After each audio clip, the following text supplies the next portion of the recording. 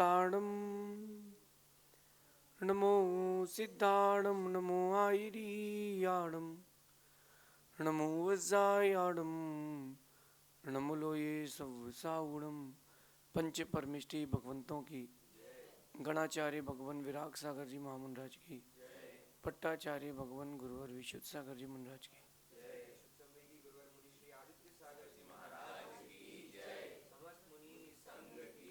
या हम सभी अपने जीवन में सुख और गुणों की अभिवृद्धि के लिए नीति के विषयों का श्रवण कर रहे हैं। नीतिकार कहते हैं कि चाहने से चीजें नहीं मिलती, चीजों के लिए पुरुषार्थ करना आवश्यक है। आज का ये भागम भाग का जीवन जीने वाला इंसान सुख की चाह रखता है लेकिन सुख नहीं पाता। सुख की चाह बहुत रखता है लेकिन उसको सुख किंचित मात्र भी नहीं मिलता, क्योंकि वो उसको गलत दिशा में खोज रहा है। अगर दिशा सही होगी तो भले ही गति धीमी क्यों ना हो, लक्ष्य जरूर मिलेगा। और दिशा गलत है, गति कितनी ही तेज क्यों ना हो, लक्ष्य कभी नहीं मिलेगा। आप एक एक पग बढ़ाते जाओगे, अगर दिशा सही है तो आप मंजिल प्राप्त कर ही लोगे। लेकिन अगर आपकी दिशा गलत है तो आपकी गति, आपकी सुविधाओं से कोई फर्क नहीं पड़ता।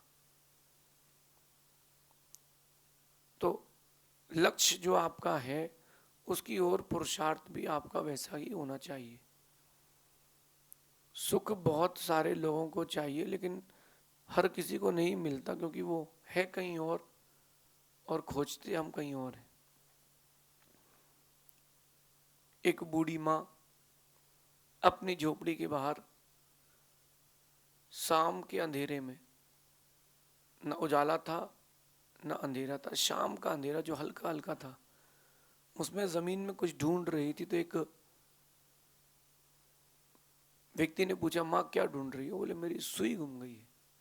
बोले यहाँ क्यों ढूंढ रही हो? प्रकाश में ढूंढो।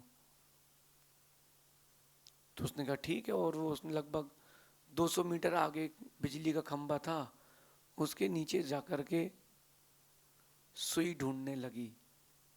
क्या उसको सुई मिलेगी? नहीं मिलेगी। क्यों नहीं मिलेगी? क्योंकि वहां है ही नहीं, क्योंकि वहां वह सुई है ही नहीं। जब उस आदमी ने बोला कि यहां कहां ढूंढने आ गई हो, तो उसने माँ ने कहा कि आपने कहा ना प्रकाश में ढूंढी। जिसके पास अपना अंदर का प्रकाश होगा उसको ही बाहर का प्रकाश काम आएगा।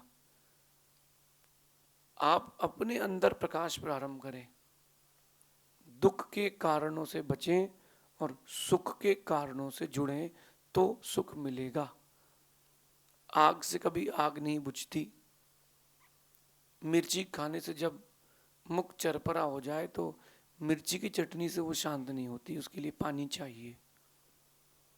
तो कार्य तो सब सरल हैं, अगर आपने साधन सही ढूंढ लिया है तो आपको चीजें भी जल्दी से अच्छे रूप से उपलब्ध हो जाएंगी।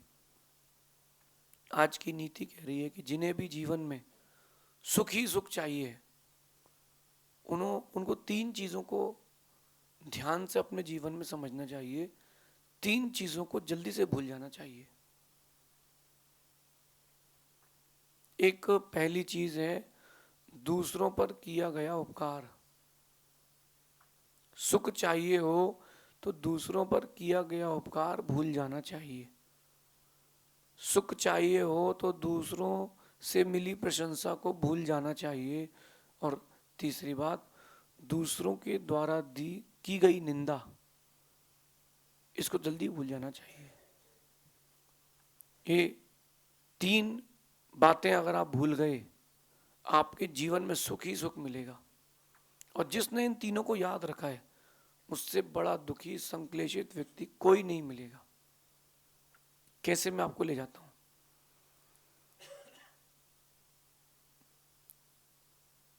दूसरों पर किया गया उपकार,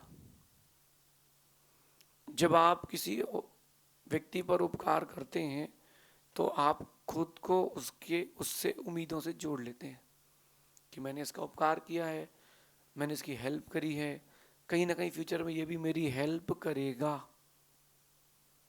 या आपने माइंड सेट कर लिया है कि मैंने उसको मौका पड़ा था तो पैसे दिए थे, जब मुझे मौका पड़ेगा तो वो भी पैसा देगा।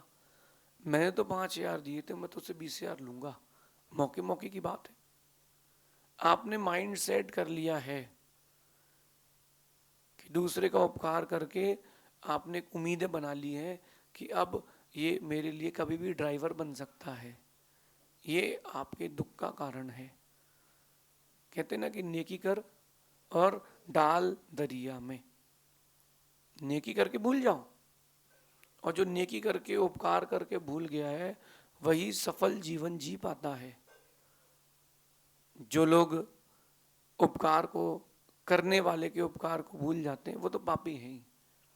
लेकिन जो उपकार करता है दूसरों का और वो याद रखे रहता है, वो भी बड़ा बेचारा दुखी रहता है। कबूतर कभी उपकार के बाद प्रति उपकार का भाव नहीं लाता।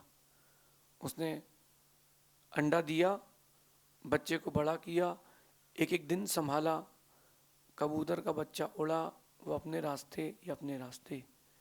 गाय को देख लो, गाय ने बछड़े को जन्म दिया, बड़ा किया, वो अपने रास्ते या अपने रास्ते। वो कोई अपेक्षा नहीं रखते कि लौट के मेरी सेवा करेगा। मैंने इसकी चोंच में दाना दिया है, ये मेरी भी चोंच में दाना देगा। ऐसा जानवर भी अपेक्षाएं नहीं रखते। फिर आप तो इंसान हैं। हम कैसे दूसरों से अपेक्षाएं रख सकते हैं, उम्मीदें कर सकते हैं? और फिर उम्मीदें करो और उम्मीदें टूटती हैं तो संबंध भी टूट जाते हैं। और वो जो दर्द रहता है, वो घाव रहता है, वो लंबे समय तक रहता है। सामने वाले को पता ही नहीं है, लेकिन आपने उससे बहुत सारी एक्सपेक्टेशंस, उम्मीदें रख ली। इसलिए दूसरों पर किया गया उपकार सबसे पहले भूल जाना चाहिए कि हमने तुम्हारे लिए इतना किया हो, तुम हमारे लिए इतना नहीं कर सकते। ये दुख का कारण बनेगा। दूसरी बात, दूसरों से मिली प्रशंसा। जब कोई आपकी प्रशंसा करे उसको वहीं भूल जाओ। अगर आपने दूसरे की प्रशंसा याद रखी है, अगर आपने दूसरों के द्वारा की गई प्रशंसा याद रखी है, अभिमान का रोग निश्चित लगेगा। जब भी कोई आपकी प्रशंसा करे, पहले ओम इग्नोराय नमः, फिर धीरे से ओम डिलीटाय नमः। याद रखने की जरूरत ही नहीं है। आप लोग उसको प्रशंसा को याद रखते हो, फूल जाते हो, खुद को भूल जाते हो। कहते हैं ना कि गुब्बारा भी कितना नादान होता है। गुब्बारा भी कितना नादान होता है, थोड़ी सी हवा मिले और फूल जाता है और अपनी औकात भूल जाता है। अगर कोई आपकी प्रशंसा कर भी रहा है तो अच्छी बात है, गुणों की वो प्रशंसा कर रहा है, आपको याद रखने की जरूरत नहीं है। अगर आप उसकी प्रशंसा को याद रखोगे तो आप आगे नहीं बढ़ पाओगे, उसी प्रशंसा में लीन हो जाओगे। एक क्लास में अच्छा रिजल्ट आ जाए तो माँ अपने बेटे को समझाती है, टीचर अपने स्टूडेंट को समझाती है कि वो लास्ट ईयर था, करंट ईयर नहीं है। जो आपकी प्रशंसा की जा रही है ये पिछले किए गए काम के लिए की जा रही है, ये करंट ईयर नहीं है। और ये करंट ईयर नहीं है, इसीलिए इसीलिए पुराने को भूलना सीखें। लेकिन किसी से पैसा उधार लिया हो तो उसको ना भूलें, उसको ज़रूर दे दें। नहीं तो आप बोलो कि आपने कहा है कि भूलना सीखो तो हम भूल गए। नहीं, अगर कोई आपकी प्रशंसा कर रहा है, उस प्रशंसा में देखो कि आप हो कि नहीं हो। तो ये सोचना कि अगली बार मुझे इससे अच्छा अपने आप को और अपने कैलिबर को इससे और ऊंचा उठाना है। वो जो प्रशंसा में लग जाते हैं, सुन करके प्रशंसा में लीन हो जाते हैं, खुद को ही अपना मान लेते हैं, वो गया, डूबेगा। जब मैं कर्नाटक की यात्रा पे था, एक महंत मिले और उन महंत ने क्या किया, अपने साथ वाले से, एक तुड़ु भाषा होती है वहाँ पर, उससे पूछा कि ये कौन है, इनके गुरु का नाम क्या है, इनका चातुर्मास कहाँ था, इत्यादि। उन्होंने मेरे बारे में उससे 1 मिनट में ब्रीफ में जानकारी ली मेरे ही सामने। लेकिन वो जिस भाषा में बात कर रहे थे वो मुझे 80% तो आती थी। तो मैं समझ तो गया कि यार ये क्या पूछ रहे हैं। आफ्टर दैट 1 मिनट बाद वो कहते हैं कि ओहो, आपका नाम तो पूरे कर्नाटक में है, आपके गुरु का नाम आपने बहुत ऊंचा कर दिया, आपका चातुर्मास तो बहुत सुंदर था, हजारों लोग आपसे जुड़े हुए हैं। बहुत सारी उसने प्रशंसात्मक बातें हमसे कही और मैं अंदर अंदर मुस्कुराता रहा कि देखो, अगर मुझे वो भाषा न आती होती तो ये तो पागल होना देता और उस प्रशंसा में मैं डूब करके मर जाता। समुद्र की जब लहरें तेज होती तो कोई तैरने नहीं जाता।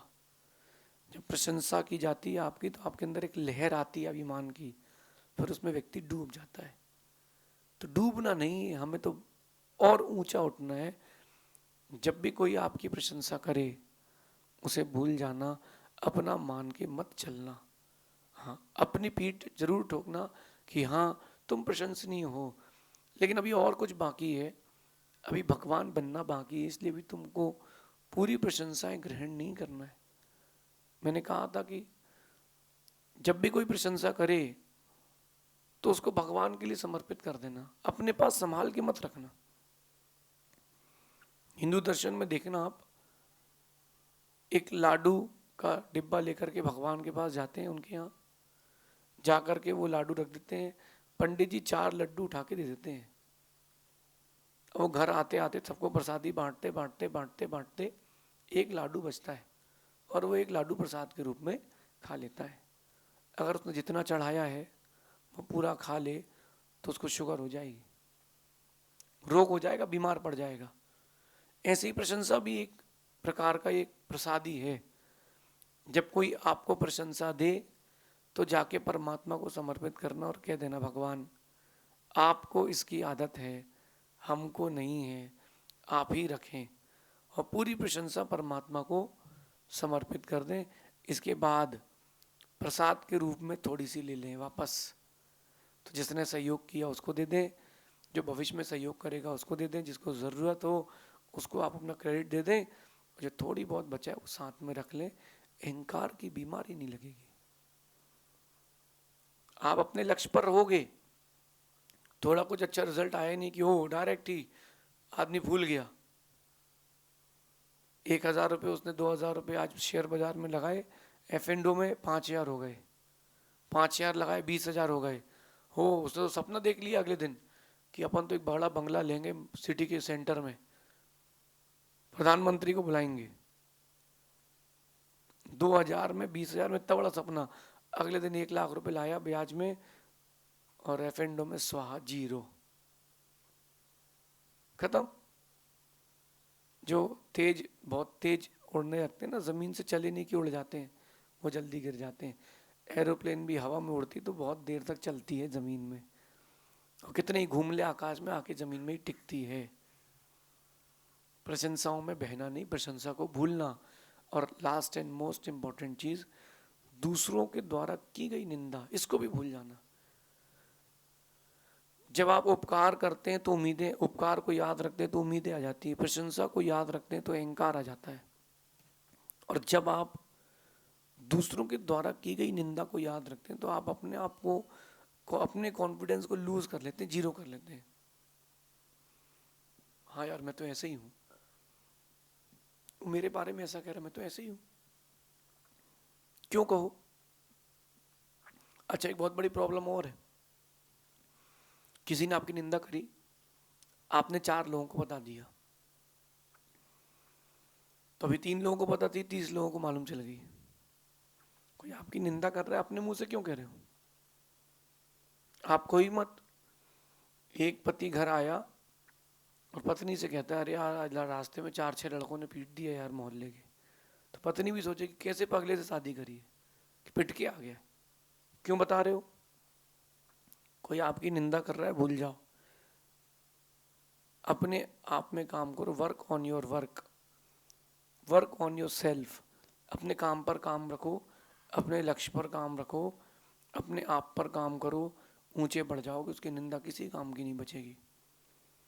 और एक बात और कहता हूँ, अगर आपने कोई गलत काम कर दिया है और उसकी निंदा हो चुकी है, अब वो आप काम मिटा नहीं सकते, वो निंदा तो हो चुकी है।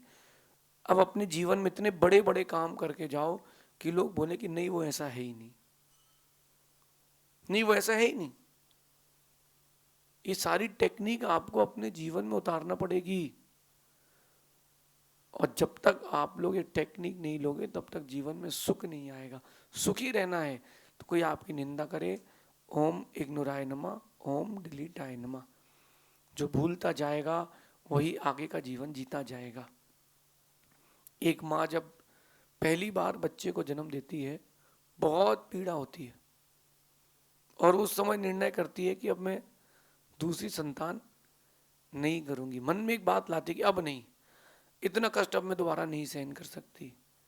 लेकिन देखो, बच्चा जैसे ही हाथ में आता है उस दर्द को माँ भूल जाती है और एक और नई भूल करती है।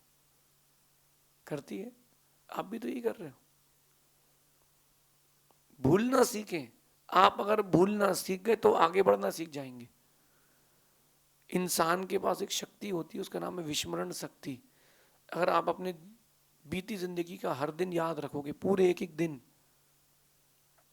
पागल हो जाओगे। दुख का दिन नहीं भूलो तो कैसा रहेगा?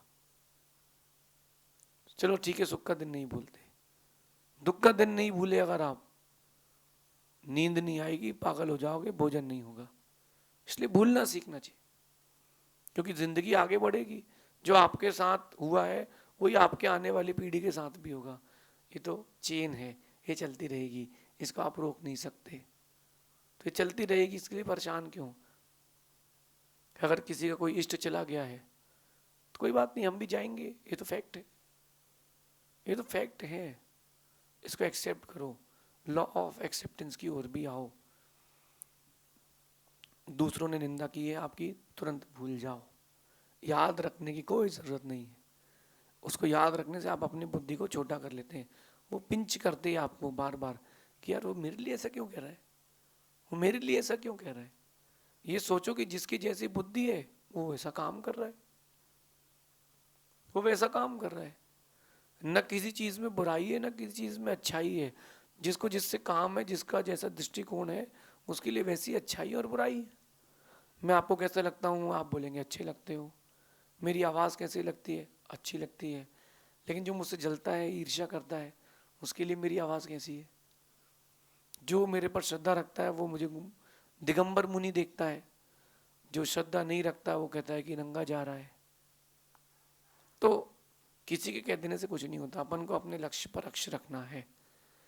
तो दूसरों पर किया गया उपकार, दूसरों के द्वारा की गई प्रशंसा और दूसरों के द्वारा की गई आपकी निंदा, इन तीनों चीज़ों को जल्दी ही भूल जाना चाहिए। मैं कहता हूँ कि जिन कारणों से कष्ट बढ़े उन कारणों को नष्ट करें। जिन कारणों से आपके जीवन में दुख बढ़ रहा है, कष्ट बढ़ रहा है, उन कारणों को नष्ट करें, सुख मिलेगा। जिन कारणों से कष्ट बढ़े उन कारणों को नष्ट करें। आज दिन भर इसी बात को गूंजायमान रखना कि जिन जिन कारणों से मेरे जीवन में दुख बढ़ रहा है, मैं अगर वो कारण हटा दूं तो सुख ही सुख है। करेले की कड़वाहट हटा दी है तो मीठा मीठा ही है। मिर्ची की चरपराहट हटा दी है तो बढ़िया है। अपने जीवन से कष्टों को हटाएं और जल्दी सुख पाएं। शेष आगे दिखेंगे। भगवान महावीर स्वामी की